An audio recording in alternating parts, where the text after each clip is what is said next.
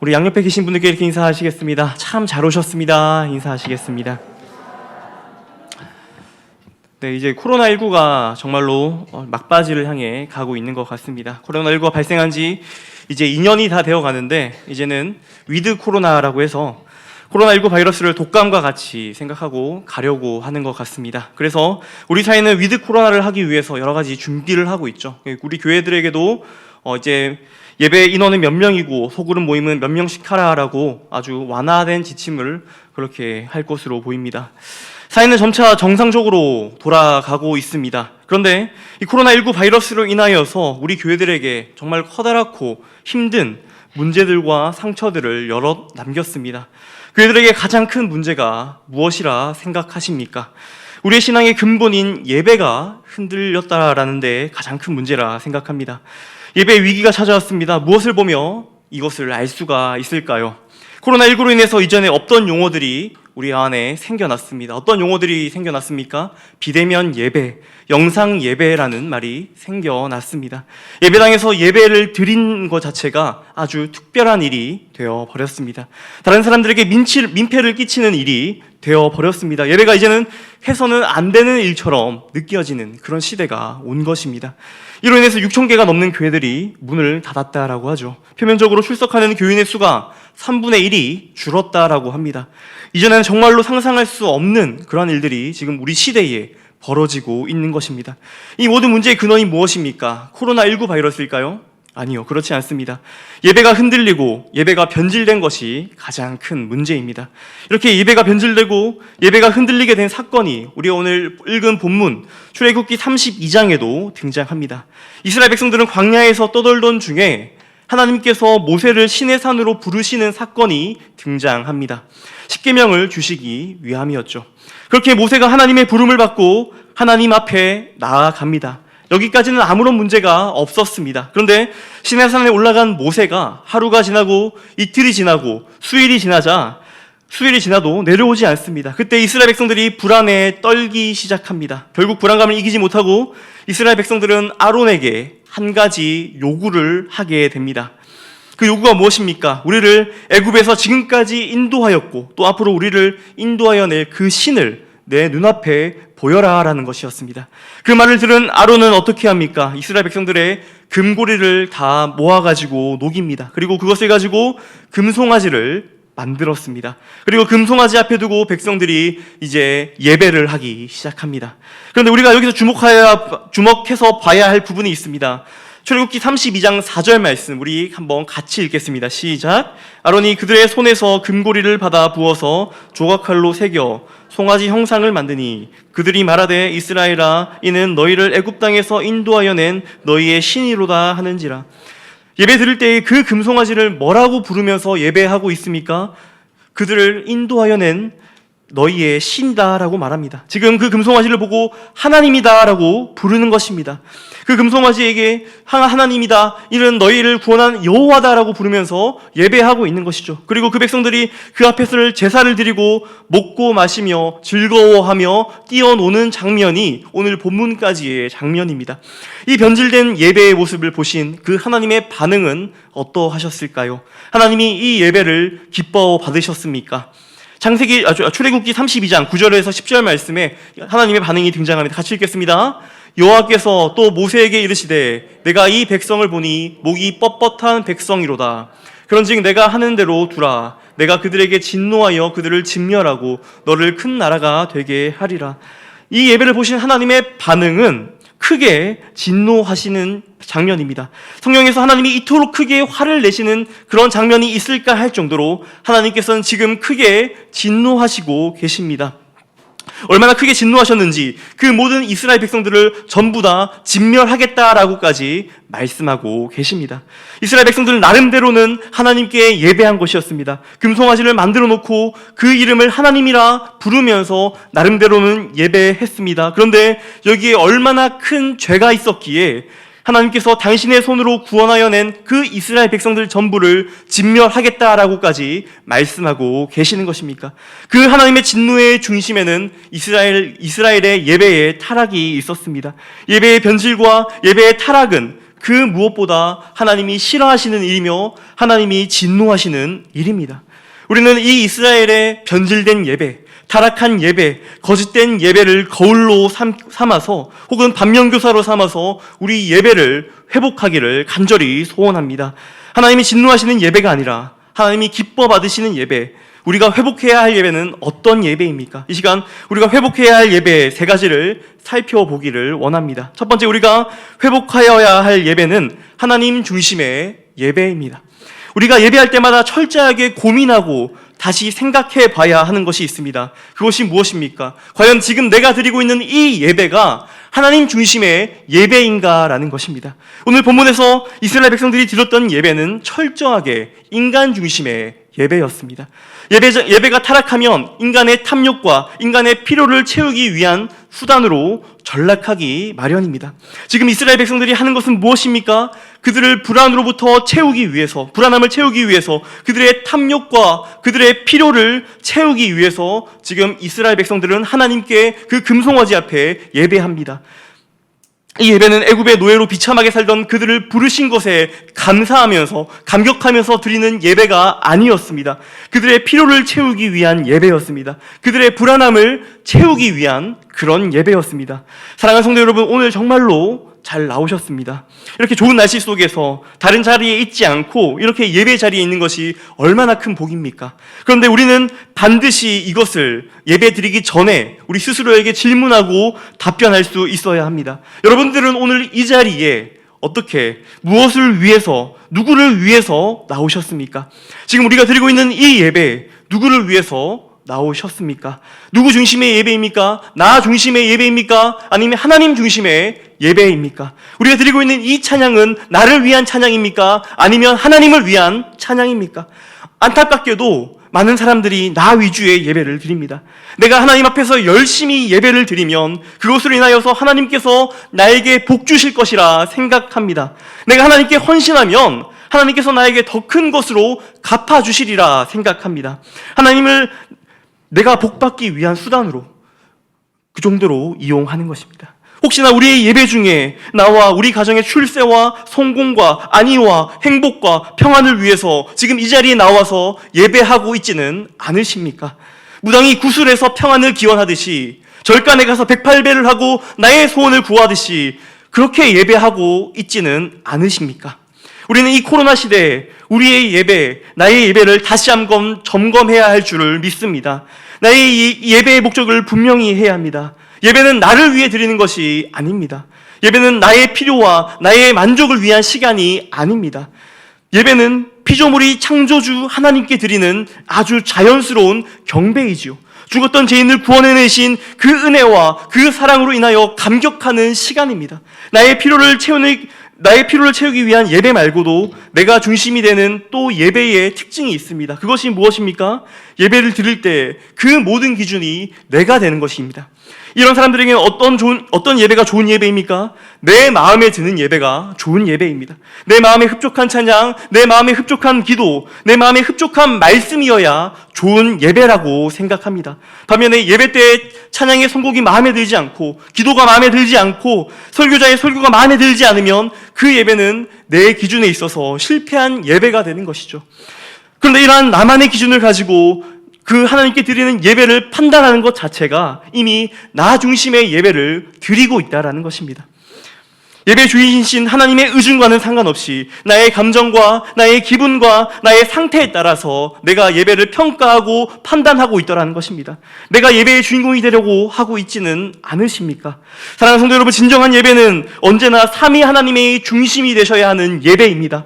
참된 예배는 언제나 삼위 하나님이 그 예배의 주체가 되셔야 합니다. 나의 필요가 아니라 하나님의 필요를 따라 드리는 예배가 참된 예배이고요, 나의 부르심이 아닌 하나님의 부르심을 따라서 예배하는 그 예배가 진정한 예배입니다.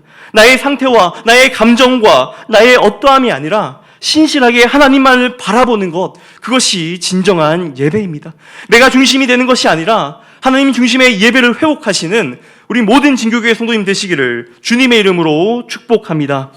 두 번째, 우리가 회복해야 할 예배는 영과 진리로 드리는 예배입니다. 오늘 본문에서 이스라엘 백성들이 금송아지 앞에서 하는 예배는 지극히 감각적인 것을 추구하는 예배였습니다. 하지만 성경은 우리에게 어떤 예배를 하라고 명하고 있습니까? 요한복음 4장 23절 24절 말씀 같이 읽겠습니다. 시작. 아버지께 참되게 예배하는 자들은 영과 진리로 예배할 때가 오나니 곧 이때라. 아버지께서는 자기에게 이렇게 예배하는 자들을 찾으시느니라. 하나님은 영이시니 예배하는 자가 영과 진리로 예배할지니라. 예수님께서 사마리아 여인과 대화를 나누실 때에 참된 예배에 대해서 우리에게 아주 분명하게, 아주 선명하게 말씀해주고 계십니다. 어떤 예배가 참된 예배입니까? 어떤 예배입니까? 바로 영과 진리로 하는 예배입니다. 다른 말로 성령과 하나님 말씀으로 드리는 예배가 참된 예배라고 말씀하고 있습니다. 참된 예배는 성령의 임재 안에서 주님의 말씀이 기준이 되는 그런 예배입니다. 그런데 예배가 타락하니까 영혼을 만지는 성령의 임재보다, 분명한 하나님의 말씀보다 눈에 보이고 귀에 들리는 그런 감각적인 것들을 더 추구하더라는 것이죠.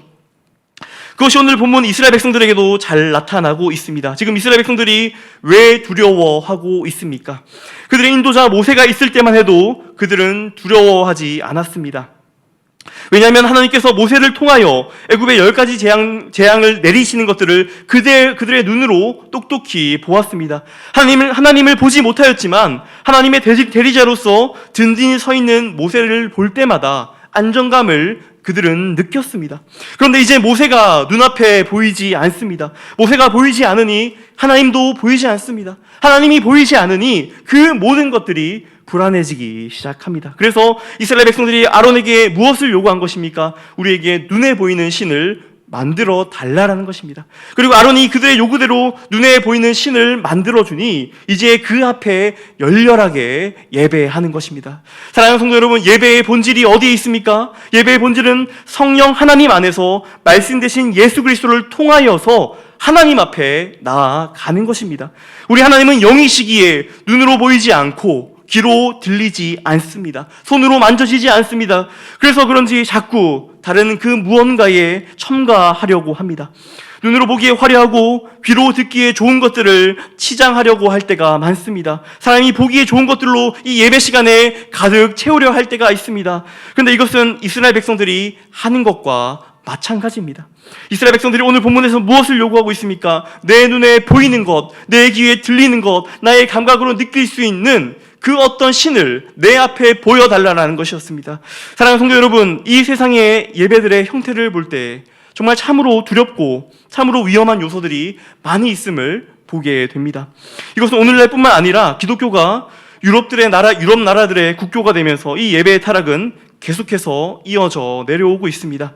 제가 예전에 영국 런던에 여행을 갔을 때였습니다. 웨스트민스터 사원에 간 적이 있었는데 저는 그때 그 웨스트민스터 사원을 그냥 교회 건물, 그냥 예배당 정도로만 생각하고 간 적이 있었습니다. 그런데 알고 보니 그것은 영국 국교의 아주 유서 깊은 건물이었습니다. 그 안이 얼마나 화려한지요. 옛날 왕들은 여기서 대관식을 했습니다. 결혼도 여기서 했습니다. 장례도 이곳에서 치렀습니다. 그랬으니 이곳이 얼마나 화려했겠습니까? 온갖 스테인드 글라스와 동상과 조각상들과 각종 장식품들, 그 모든 것들 전체가 하나의 건물 전체가 하나의 예술품과 같았습니다. 이것이 끝이 아닙니다. 그 안에 엄청나게 큰 파이프 오르간이 있어서 오르간을 연주할 때마다 그 웅장하고 그 거대한 소리에 절로 위축이 되었습니다. 천상에서 오르간을 연주한다면은 이렇게 아름답지 않을까 할 정도로 매료되는 그런 소리였습니다.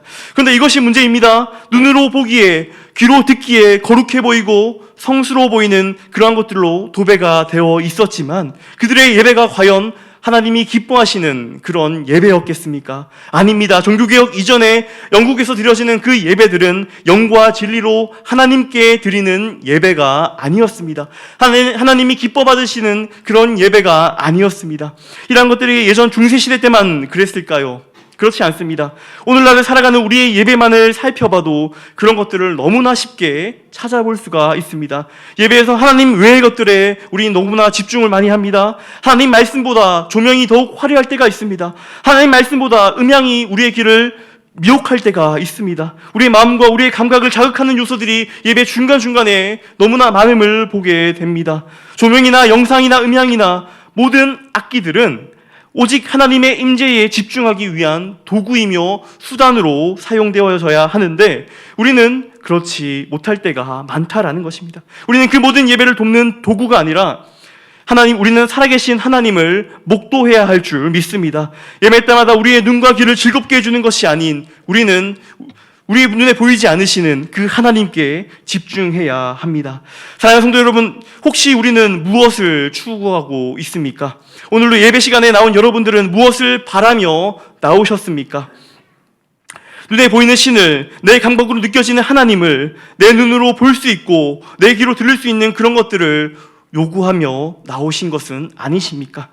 하나님은 영이시니 예배하는 자가 영과 진리로 예배할지니라고 말씀하신 그 예수님의 말씀을 기억하시기 바랍니다. 하나님은 영이시며 보이지 아니하십니다. 그러나 분명하게 지금 이 자리 가운데서 우리와 함께하고 계십니다. 우리의 찬양 가운데 함께하고 계십니다. 목사님이 울려 퍼지는 그 말씀 속에서 우리에게 지금 말씀하고 계십니다.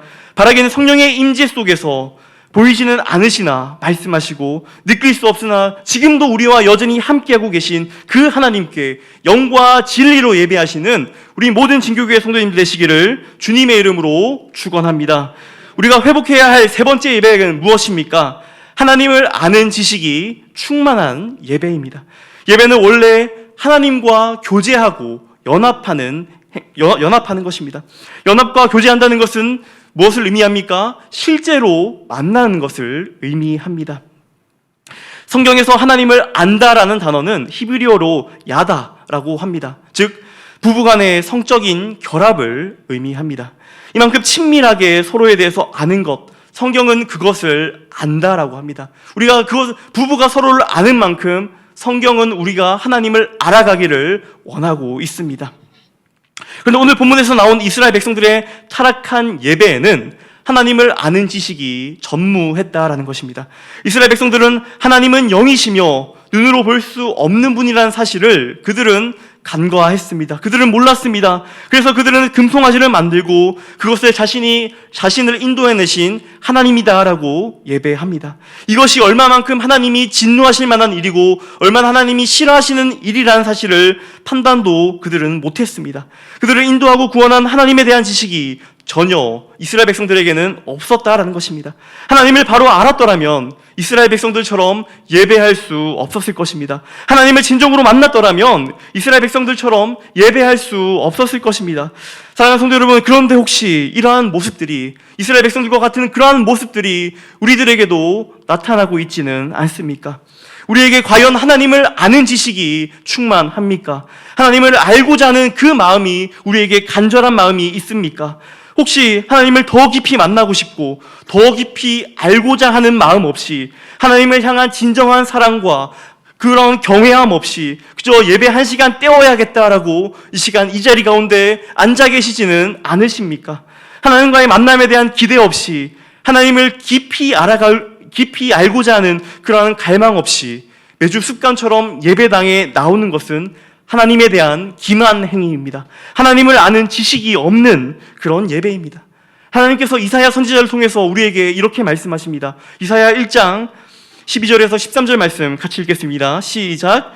너희가 내 앞에 보이러 오니 이것을 누가 너희에게 네, 제가 읽겠습니다. 이사야 1장 12절에서 13절 말씀. 너희가 내 앞에 보이러 오니 이것을 누가 너희에게 요구하였느냐? 내 마당만 밟을 뿐이니라. 헛된 재물을 다시 가져오지 말라. 분향은 내가 가증히 여기는 바요. 월삭과 안식일과 대회로 모이는 것도 그러하니 성애와 아울러 악을 행하는 것을 내가 견디지 못하겠노라. 너의 참된 마음을 가지고 하나님 앞에 나오지 않는 것을 하나님은 지금 견디지 못하겠다라고 말씀하십니다. 사랑하는 성도 여러분, 그렇다면 하나님을 알기 위해서는 우리는 어떻게 예배해야 합니까? 그것은 아주 간단합니다. 앞서서 말씀드렸듯이 하나님을 만났을 때 우리는 하나님에 대해서 진정으로 알아갈 수 있습니다. 우리가 하나님을 만났을 때 우리는 체험적으로 경험적으로 하나님에 대해서 알 수가 있습니다. 그래서 하나님을 아는 지식이 충만한 예배는 하나님을 만나는 예배입니다. 이것이야말로 예배의 핵심이며 이것이야말로 예배의 본질입니다. 예배는 단순히 우리의 신앙의 의무를 다하는 시간이 아닙니다. 예배는 단순히 하나님의 은혜를 구하는 시간이 아닙니다. 예배는 단순히 하나님의 사랑을 상기시키고 예수 그리스도의 그 십자가 복음을 기념하는 시간이 아닙니다. 예배는 무엇입니까? 예배는 살아계신 하나님과의 만남입니다.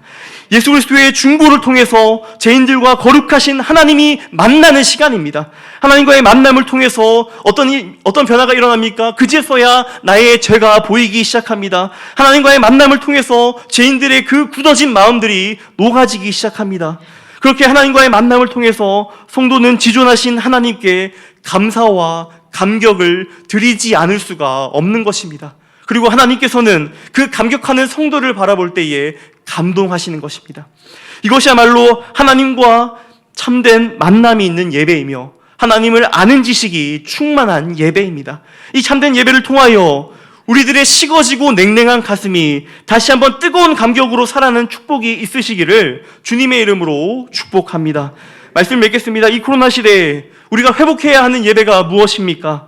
나의 필요를 위해서 드리는 예배가 아니라 오직 하나님께만 드리는 예배, 하나님께서 주인 되시는 예배, 하나님이 중심이 되는 그런 예배입니다. 눈으로 보기에 좋고 귀로 듣기에 좋은 감각적인 예배가 아니라 하나님이 기뻐 받으시는 영과 진리로 드리는 예배입니다. 하나님께 의무적으로 추상적으로 우리가 드리는 예배가 아니라 하나님을 깊은 만남으로 하나님을 아는 지식이 충만한 그런 예배입니다. 우리는 이러한 예배를 회복해야 할 줄 믿습니다. 이 예배가 회복되면 코로나보다 더 큰 환난과 시련이 와도 우리는 능히 예배자로 살아갈 수 있을 것입니다. 이 예배의 축복을 누리시는 우리 모든 진교교회 성도님 되시기를 주님의 이름으로 축원합니다. 이 시간 함께 들은 말씀을 놓고 기도하시겠습니다.